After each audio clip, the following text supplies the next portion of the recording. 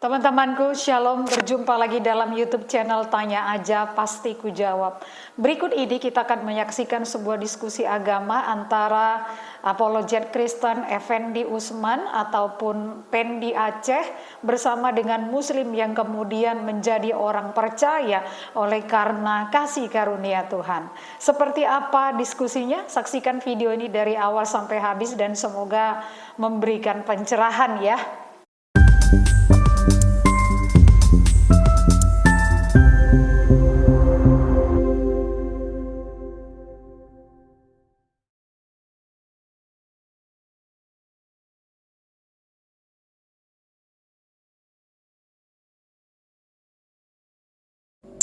Yang artinya tunjukkan kami jalan yang lurus.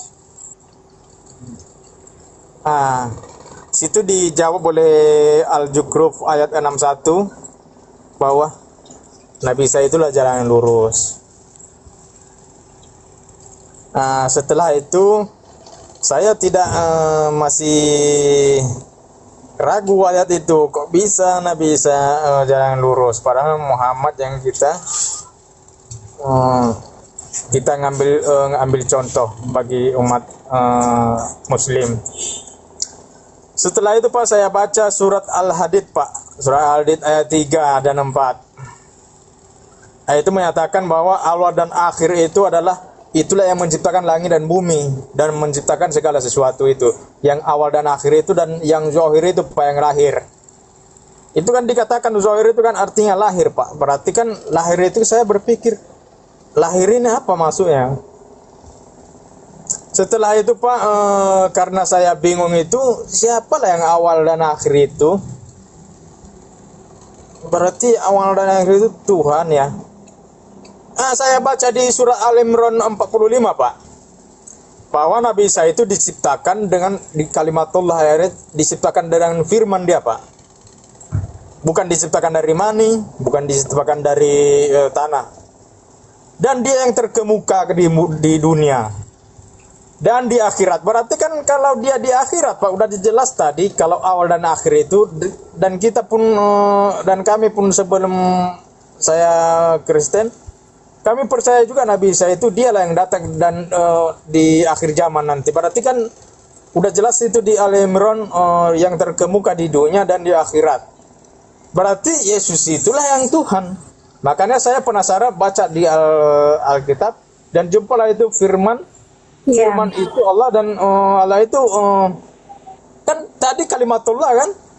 Berarti saya jumpa di situ. Berarti inilah penjelasannya. Terus di Yohanes 14 ayat 9 itu nanti kalimat terakhirnya, sudah berapa lama kamu bersama-sama saya Filipus, tapi kenapa engkau masih bertanya-tanya lagi? Kan memang dia tidak langsung mengakui akulah Tuhan, akulah Allah, tapi dia perumpamaan bahasanya itu biasa, karena sama aja dia mengatakan dia akulah Tuhan, cuma dia tidak langsung gitu. Jadi di situ saya makin percaya bahwa situ memang Tuhan lah. Nggak ada saya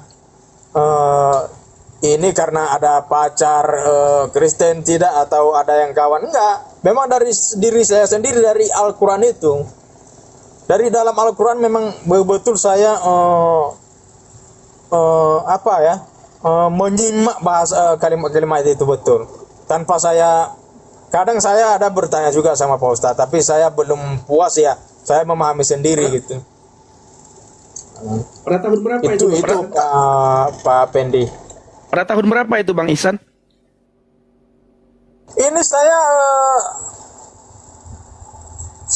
ini baru sekitar sebulan ya Pak, udah Kristen Pak ya. Ini baru-baru ini saya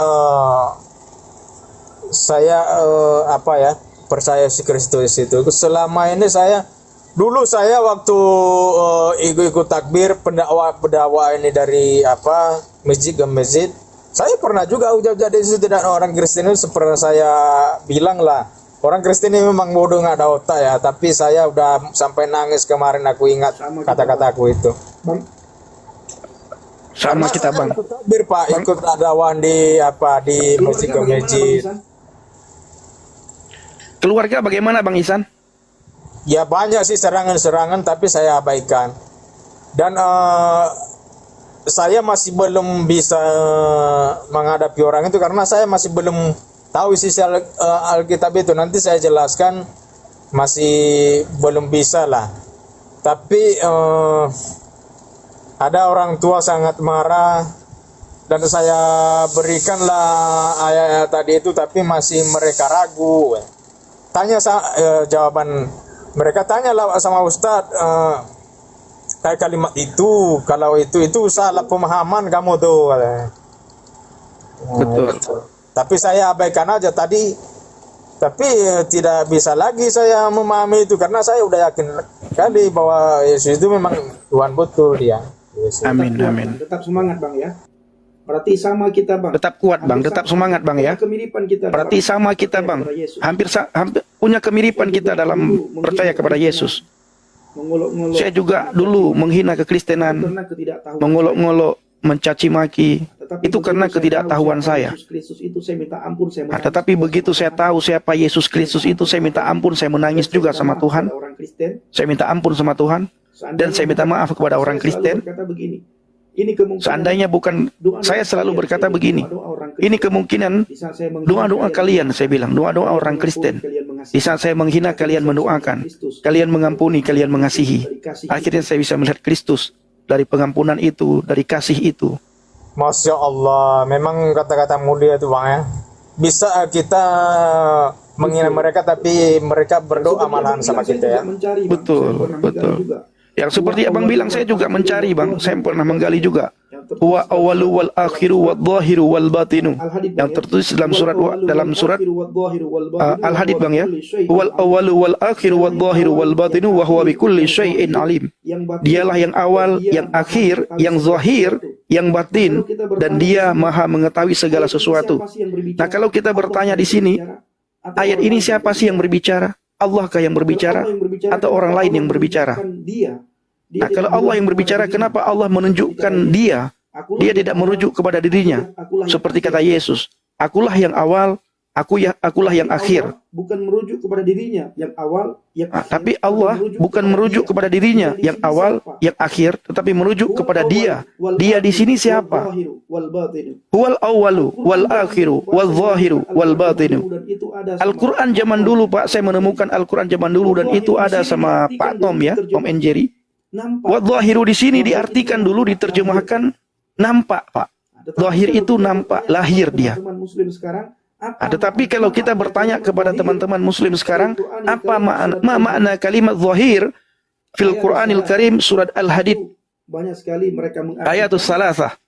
Itu banyak sekali mereka mengartikan dan lari daripada arti yang sesungguhnya.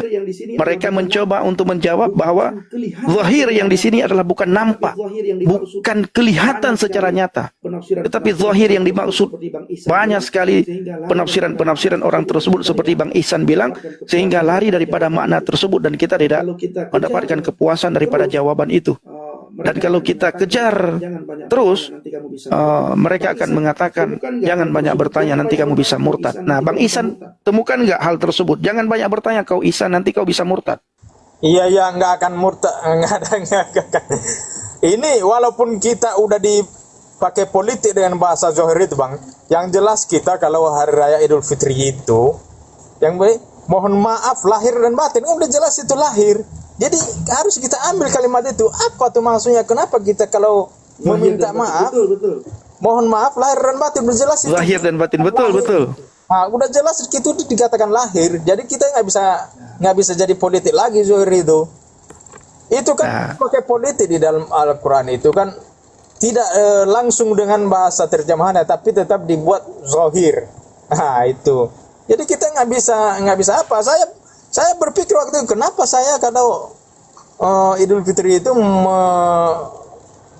menyampaikan ucapan mohon maaf lahir dan batin gitu. Nah, itu aja. Ada nggak ayat Alkitab yang menguatkan Abang, yang meyakinkan Abang? Ada nggak ayat Alkitab yang menguatkan Abang, yang meyakinkan Abang untuk ikut Yesus, Bang? Abang dari Alkitab itu apa? Pegangan Abang dari Alkitab itu apa? Surat Yohanes 14 ayat 9 apa ya? Mungkin surat Yohanes itu ayat mulai ayat 8 ya sampai habis ya. 14 Yohanes ayat 6 kah? Akulah jalan dan 14. kebenaran hidup. 14 ayat 6 kah? Akulah jalan dan kebenaran hidup. Ayat 6 bukan Bang Ihsan. Ayat 6 bukan Bang Ihsan.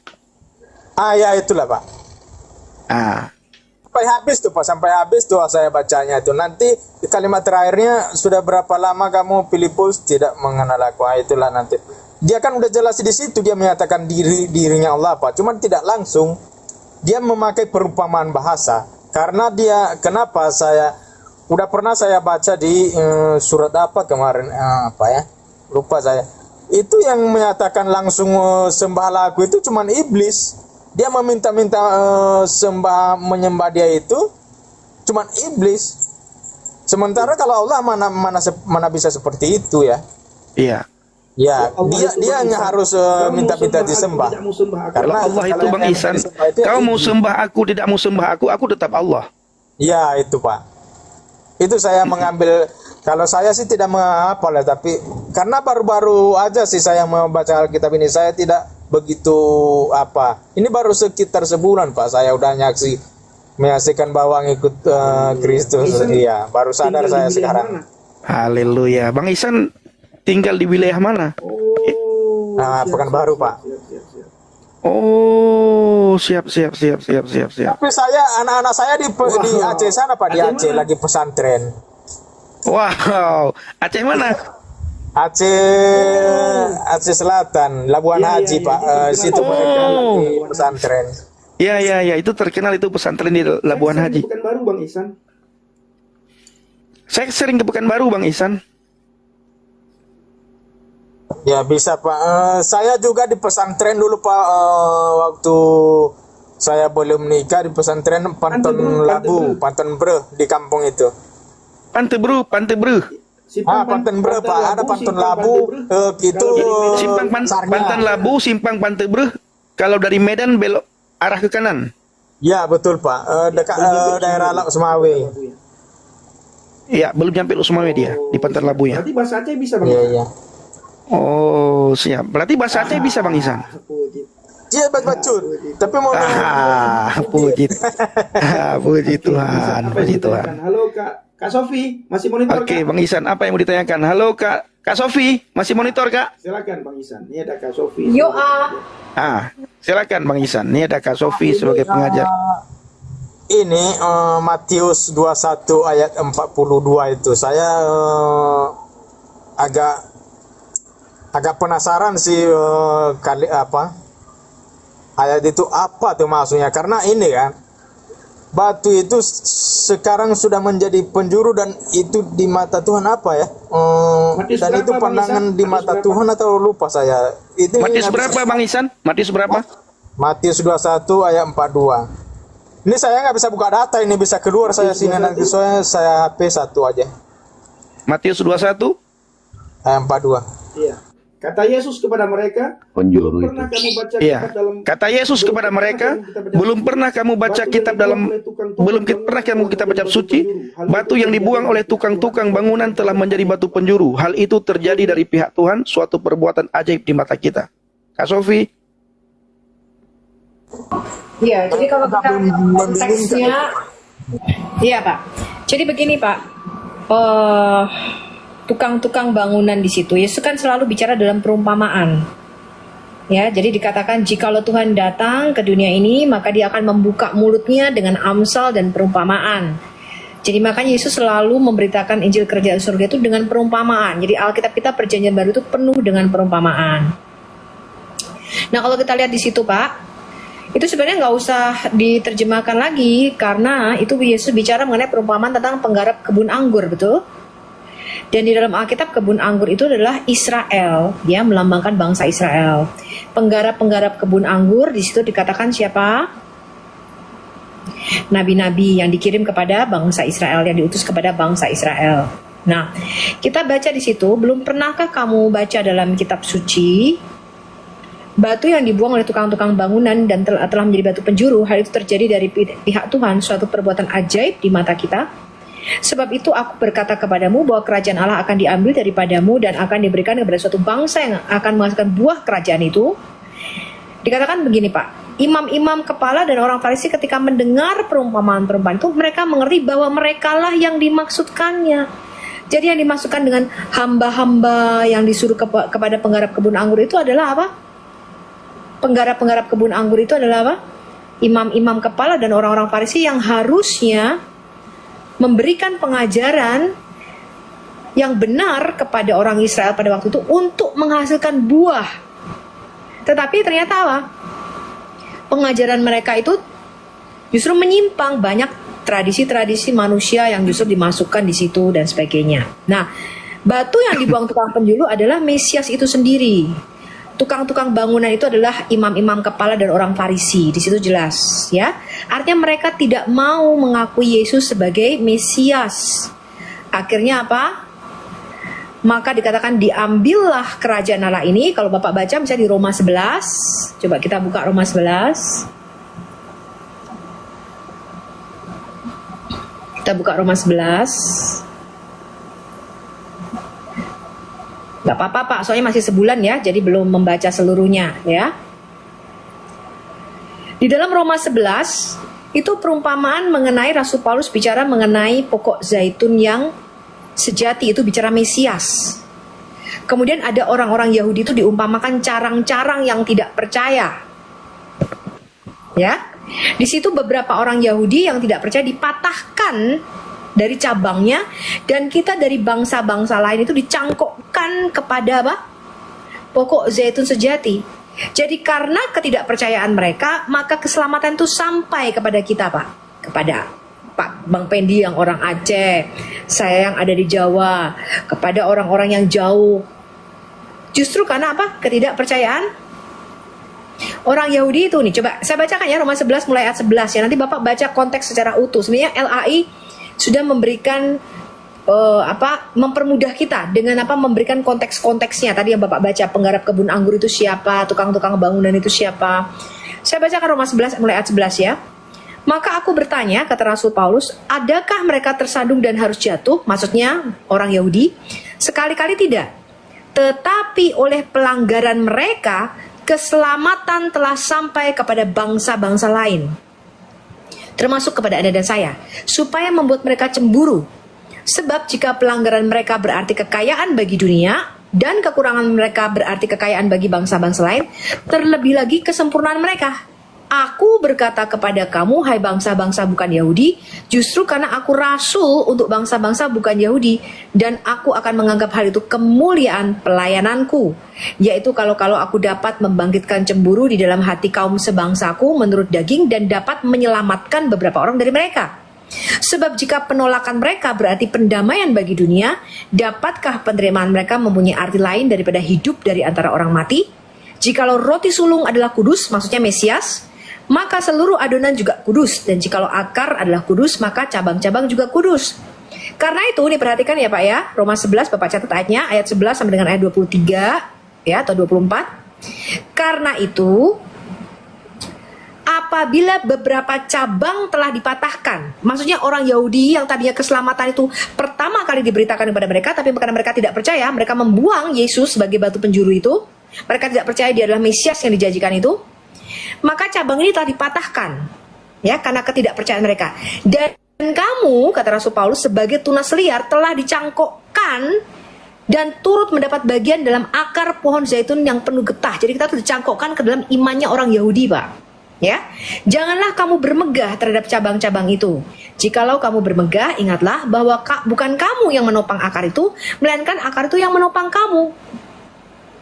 Ya, sebab kalau Allah tidak menyayangkan cabang-cabang asli, maksudnya orang-orang Yahudi, Ia juga tidak akan menyayangkan kamu kalau kita menganggap bahwa kasih karunia Allah itu gampang aja begitu, ya. Sebab itu perhatikanlah kemurahan Allah dan juga kekerasannya, yaitu kekerasan atas orang-orang yang telah jatuh, tetapi atas kamu kemurahannya, yaitu jika kamu tetap dalam kemurahannya, jika tidak kamu pun akan dipotong.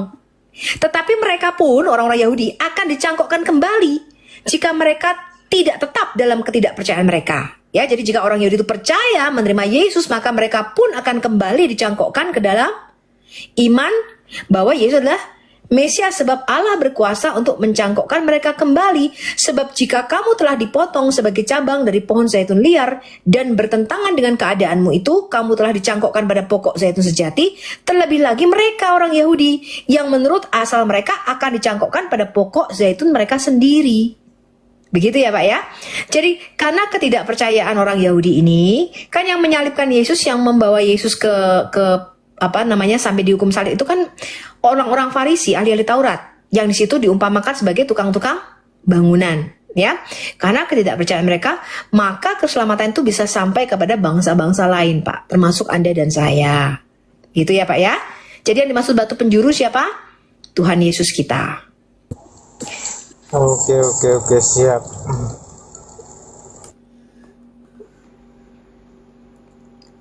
Ya, makasih ya penjelasannya ya, Bu Arya Dayat. Ya, Bang Ihsan. Bapak sudah dibaptis, Pak? Udah sekitar 2 minggu saya udah dibaptis. Tapi saya lagi ikut kom ini setiap malam Selasa. Masih kom 100 ya. Oh, oke. Iya, bagus lah Pak ya. Berarti sudah mengambil tindakan iman yang selangkah lebih maju ya. Iya. Lagi pengajaran juga saya. Yang sering kita ulang-ulang bahwa Nah, ini teman-teman jujur, yang sering kita ulang-ulang bahwa kalau kita mau jujur, kita pasti murtad. Kalau mau jujur. Ini banyak sekali orang yang mengatakan kalau pinter pasti murtad, kalau pandai pasti murtad. Belum tentu, teman-teman. Pinter itu dia akan pandai nanti bertakia, akan pandai dia mencari cara bagaimana tidak murtad. Tapi kalau jujur, kita akan bisa melihat, oh ternyata begini ya, oh ternyata begini ya. Apalagi kita bertanya. Jangan banyak bertanya, nanti kamu bisa murtad. Awas, murtad. Awas, murtad. Apa hubungannya murtad dengan kita bertanya? Kita bertanya untuk cari tahu, karena ketidaktahuan kita. Kenapa bisa dikatakan, jangan banyak bertanya, nanti kau bisa murtad. Hati-hati, kau bisa murtad. Makanya, kalau kita mau jujur terhadap apa yang kita pelajari, apa yang kita imani, kita pasti akan murtad. Kenapa? Keselamatan itu mahal, Bapak Ibu. Keselamatan itu penting sekali. Saya sering sekali katakan begini, percaya kepada Yesus itu adalah gratis. Tapi ketika kita benar-benar mengikuti Dia, itu ada harga yang harus kita bayar. Kita dikucilkan, kita dihina, kita diolok-olok. Siapkah kita akan hal tersebut? Siapkah kita nanti akan mendapatkan hal itu atau tidak siap? Begitu Bang Ihsan membukakan sedikit ruang, seperti Bang Ihsan, begitu Bang Ihsan membukakan sedikit ruang hatinya, firman Tuhan itu masuk, cahaya Injil itu masuk. Begitu cahaya Injil itu masuk, menerangi hati Bang Ihsan, menerangi hati saya dan hati kita semua yang baru percaya kepada Yesus. Maka apa yang terselubung selama ini, itu Tuhan singkapkan. Karena ada cahaya Tuhan yang masuk dalam hati kita. Firman-Mu adalah pelita bagi kakiku, terang bagi jalanku. Nah ini saudaraku, bagi teman-teman yang belum percaya kepada Yesus, bukakan hati saudara. Dan sebelumnya tempatkan dulu hati saudara di tempat yang netral. Tempatkan dulu pikiran saudara di tempat yang netral. Tapi kalau saudara selalu melihat kemanusiaan Yesus, itu akan timbul kebencian terhadap orang Kristen. Kenapa orang Kristen menuhankan Yesus? Tapi kalau saudara menempatkan hati dan pikiran saudara di tempat yang netral, saudara akan bisa melihat sisi kemanusiaan dan sisi keilahian Yesus. Saya dulu alami hal itu. Saya tidak bisa melihat keilahian Yesus. Tetapi begitu saya bukakan ruang hati saya, Roh Tuhan itu masuk, cahaya Injil itu masuk, menerangi hati saya, sehingga saya bisa melihat, oh ternyata Injil seperti ini, ternyata Yesus itu seperti ini. Tidak seperti yang diperdengarkan, tidak seperti yang dibicarakan orang, bahwa Yesus itu adalah orang yang diserupakan, Dia tidak mati di salib. Nah selama ini kami mendengar Yesus yang mati, Yesus yang tidak mati di salib. Selama ini kami mendengar Yesus yang diserupakan, teman-teman. Karena kami mendengar dari sumber yang salah. Karena itu diperdengarkan terus-terusan diperdengarkan, turun-temurun, didoktrin. Belum lagi kami didoktrin bahwa Injil dipalsukan. Jangan baca Injil. Berdosa kamu baca Injil. Padahal di salah satu rukun iman, disuruh beriman kepada kitab-kitab sebelumnya. Zabur, Taurat, dan Injil. Injil itu Udah, cahaya. dalam Injil itu udah petunjuk. Wa nurun, dalam Injil itu udah cahaya. Dan membenarkan kitab Wa musaddiqan lima baina yadayhi minat Taurat, dan membenarkan kitab sebelumnya yaitu Taurat yang bertakwa. menjadi petunjuk serta pengajaran bagi orang-orang yang bertakwa. Alkitab, Zabur, Taurat, dan Injil adalah petunjuk bagi orang-orang yang bertakwa. Haleluya. Tuhan Yesus amat baik. Bang Ihsan, semangat selalu Bang Ihsan ya. Oke, siap Bang. Ini izin turun ya, habisin ya. Siap Bang Ihsan. Siap. Terima kasih ya penjelasan dari semua. Amin, Bang Ihsan. Ya. Oke.